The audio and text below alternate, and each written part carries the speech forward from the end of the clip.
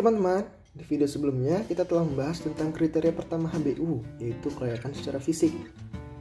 Nah, pada kesempatan ini kita akan membahas tentang kriteria yang kedua, yaitu legally permissible atau secara legal diizinkan. Mungkin kita semua juga udah tahu kalau kata legal berkaitan dengan peraturan. Pernah nggak sih mendengar ada rumah yang digusur karena tidak ada izin? Atau mendengar ada rumah yang dibeli karena pembangunan jalan? Atau juga pernah mendengar adanya sengketa lahan? Nah, semua itu berkaitan dengan aspek legal dalam HBU. Selain pentingnya sertifikat, ternyata masih banyak hal yang perlu diperhatikan mengenai aspek legal perumahan. Yang tentunya berkaitan erat dengan kegunaan bangunan yang sesuai dengan peraturan pemerintah daerah setempat.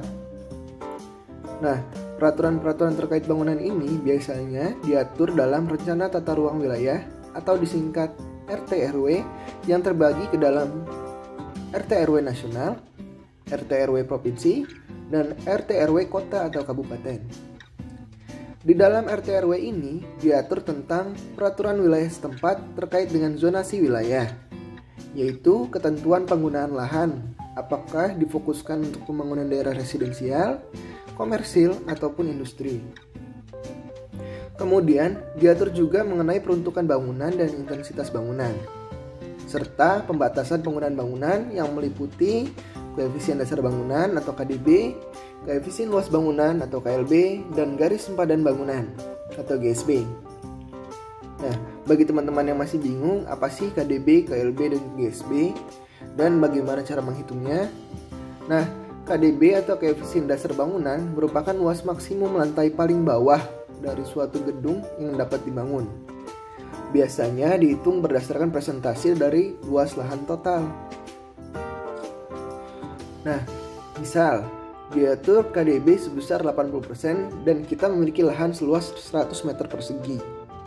Maka luas maksimal lantai pertama yang dapat dibangun adalah 80 meter persegi. Nah, kemudian apa itu KLB? Nah, KLB sendiri pada prinsipnya hampir sama dengan KDB, akan tetapi merupakan perkalian dari KDB itu sendiri dengan KLB. Misal, dengan luas 80 meter persegi tadi untuk KDB, dan kita memiliki KLB sebesar 3, maka luas keseluruhan lantai maksimum yang dapat dibangun adalah 3 dikali 80, atau 240 meter persegi. Sedangkan GSB adalah garis sempadan bangunan yang dihitung dari garis tengah jalan sampai dengan titik terluar dari bangunan.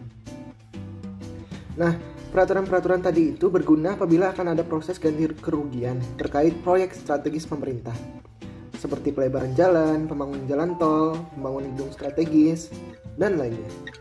Dan tentu saja yang akan diganti kerugiannya hanyalah bagian yang sesuai dengan peraturan saja, sehingga kelayakan secara ilegal suatu properti akan sangat berpengaruh pada nilainya. Nah, sudah paham kan? Sekian pembahasan kali ini. Semoga bermanfaat. Jangan lupa like, komen, dan subscribe. Ciao!